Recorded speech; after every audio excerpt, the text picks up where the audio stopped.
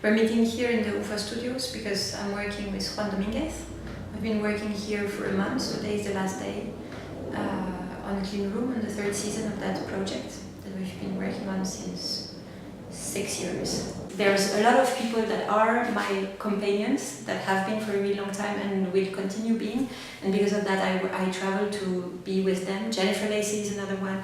All of those people are not here, and there's very few long-term relationships of mine in life and work that actually are in Berlin. But I'm also working, and I've put that in my mind a few years ago, that I want to become a local artist. So it started really as this fantasy, you know, what would it felt a little bit exotic and romantic, you know, this idea of locality. And even though I've been active in Berlin since all that time, but there was never a center, there was never a base that could host the ground of the work. And I've been looking for that, and the result is that I started working more and more for no money, as long as it would take place in Berlin, and establishing more and more longer term situations where I could bring people in to work with me, to spend some time together, to develop work. But that are then all formats that are beyond the production formats, the context where you would have money to pay people, and then it's limited in time and space. Because here you don't have that, or very little. So then it's not project-based, it's work-based. Is the idea that you could be friends without necessarily liking the person. So you can practice companionship, you can be a companion with people where you, how to say, maybe it's a way of performing the friendship, and not as a make-believe, but as an actual practice, without needing necessarily to be personally very close with the person. And so that means it can be with people that you don't know very well. It can be without needing to think, and without it meaning that you will have to get to know each other super well either. You can be in company, and you can befriend as a verb of befriending from a bit of a distance, and that for me is very important. And also, yeah, there's something connected to this. It's not an anonymity, but a little bit of separation, a little bit of distance, where it is possible to have that posture, to approach, you know, support, attention, interest, questioning, humor, hopefully.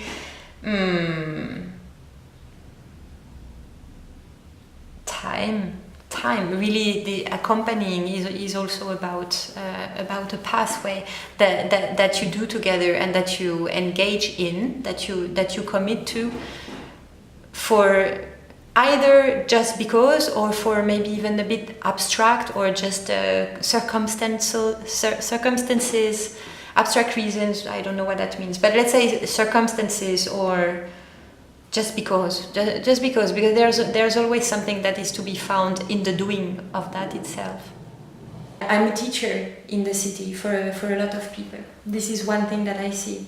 I've also been working really a lot as what I call artistic assistant, because I didn't want to call it dramaturge, but since ever I've always done that with my friends, with my colleagues, and then also with people that I didn't have a particular relationship with who would ask. So to be there as a support for their work. Through those two activities, it means that I know pretty well the work of a lot of people, and knowing means supporting by engaging in this effort of understanding and discussing. This is a way to support. So I think this. Another thing that I start to realize is, because I've been around for a while, I feel that I become one of the, we are many, but I become one of the witnesses of the scene.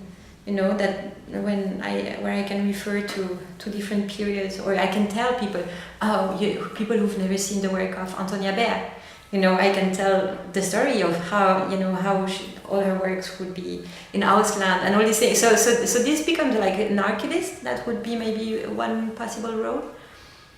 And then also because I've been busy since a really long time with questions of distribution, of sharing, of scene, you know, of supporting the circulation within the scene and the development of a discourse through the development of that project, Everybody's Toolbox. Now recently with Arancha when we made this Nobody's Dance Week, so these are all projects or formats when we had this collective with Frédéric Guis, Frédéric De Carlo, Isabelle Schad and Odile Saiz, the Praticable, was also a format in order to produce more exchange. And so all these are projects that I feel I've been an agent of communing on a discursive plane, maybe mostly.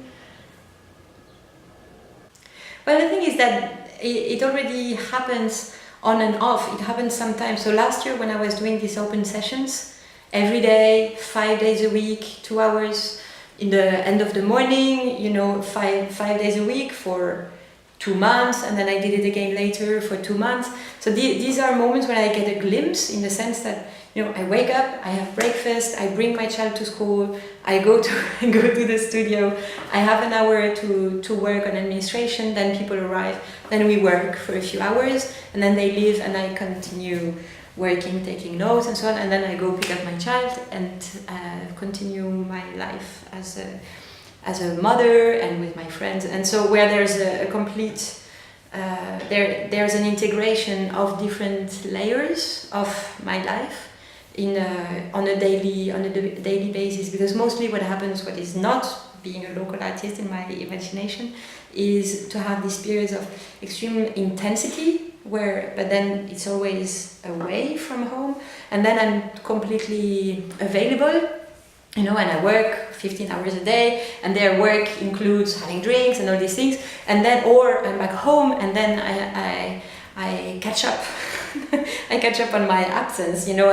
So then I'm really, I almost don't go out, and so but that also has to do with family. It's important, but there is that thing, and so. On the one hand, it has to do with the routine, you know, how within your day, within the same day, you can have time and space for those different parts of at least what is my life. And another is, but this I find it is moving, it is happening more and more, is an integration within a scene which is a local scene, where there's more and more layered relationships of different kinds with the different people who are working in the city, of different generations, of different aesthetics, different models of work. This is important. And I think another thing that is part of my fantasy is more connected with reading the German newspaper, you know, having a relationship with people who are also not just from the art world.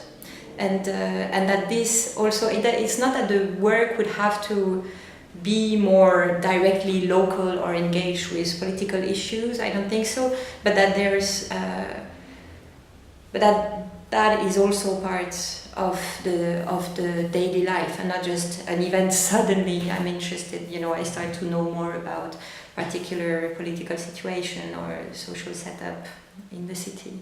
It's really just on the small scale of how do you have a discussion in a shop, in a cafe, how do you start to socialize, and how quick do you get into conversations with people who are not, with whom you don't share all the codes already.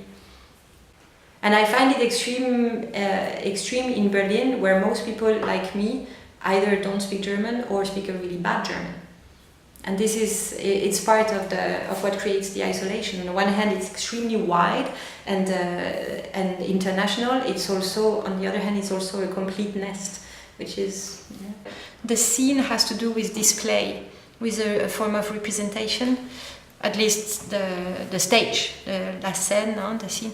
But whereas the companions, they don't need to be displayed. You know, it's not about achieving an image or producing something that can be observed from the outside. It's really companioning is interested for the companions, not for witnesses of that companionship. That's not the point. But the companions in companioning produce their own milieu. You know, so it's also, I'm in companionship with a lot of people, like everyone. But if I look at my own, you know, companies, each of them produces its milieu, and then together they produce my world. That's where I live. I find it difficult to think of a term that would already exist and then within which those would start emerging. Is the opposite. You know, they exist and together that produces maybe a scene or a larger milieu where all these relationships are woven into each other. For me, without companions, there's nothing. There's not me. You know, there's like, whoops. But I can say that for me, dance becomes more and more a privileged location to exercise companionship, yes. On the one hand, I feel at the moment that there's a very strong sense of solidarity, a very strong sense of community actually, where I feel people are very open and aware and attentive to hold it together and to hold each other in that way. On the other hand, I have the feeling that actual critical discourse is not very strong. You know, that, and maybe, I don't know, maybe it is connected to this need to hold on to each other, you know, to not dissolve. That I hear very rarely people having a conversation after a work is shown that is critical, also in the sense of really discussing problems with the work, or that it stays very nice in a way. This I think is one of the difficulties, and I guess it might also have to do with the quasi-absence of writers who are actually not colleagues. So when discourse is produced about the work, it's mostly by the colleagues themselves, and then there's a weird thing happening about wanting to stay loyal, and I think that body would be healthier if it was not that afraid, if it would trust that it can thrive with a bit more rubbing, artistic rubbing. The people who I was mentioning earlier, like Anne and Alix and Morten and Jennifer, and they all live in other places, and making projects together is one way of maintaining and continuing our companionship. In Berlin, there's actually quite a few people who are more on the side of friends and with whom there is an ongoing exchange. And with Sigmar Zacharias, for example, we talk all the time, and we really talk about our work. Sometimes we end up, you know, engaging in a smaller scale production that is discursive, but mostly the artistic productions of ours are very autonomous, and yet the sense of companionship is very strong. And there's a lot, and I think it's also linked to the conditions in the city where you have to anchor your work in relation on a transnational scale, you know, and then to find your own networks, and this scatters, in fact, very much.